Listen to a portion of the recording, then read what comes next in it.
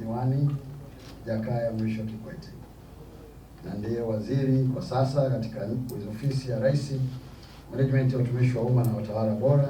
Nitoe pole nyingi sana kwa familia ya mpendwa wetu, mama yetu, dada yetu, wengineo, shangazi yetu Bi Jenista Mhagama, ambaye jana asubuhi aliitika wito wa kwenda mbele ya Mola wake Muumba wake. Tunaombea sana familia katika kipindi kama hiki kizito, panapotokea mtihani mkubwa kama huu. Mwenyezi Mungu aendelee kuwalinda, kuwatunza, lakini kuwaimarisha katika imani, kwa sababu mara nyingi wakati mwingine panapotokea mitihani kama hii, nao familia hutingishika, na hata wakati mwingine mgogoro unaweza ukaendekea pabaya.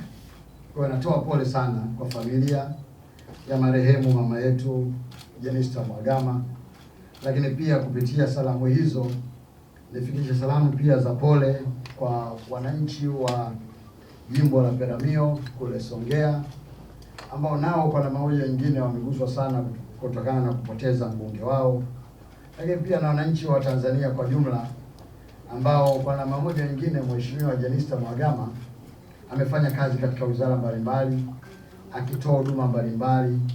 Kwa kweli ni msiba mkubwa. Sisi kama wizara inayosimamia masuala ya utumishi na utawala bora, nao pia tumeguswa sana na msiba huu, kwa sababu mimi nakumbuka nilipoteuliwa kwa mara ya kwanza kuwa naibu waziri wa wizara hii, aliyenipokea alikuwa ni mama Jenista Mhagama. Kwa hiyo mimi pia ninaposimama leo hii hapa ni sehemu ya matunda ya mazao ya mikono wake katika kutengeneza. Kwa na mimi pia ninaendelea kumwombea Mungu ampokee mama yetu na amlaze anapostahili.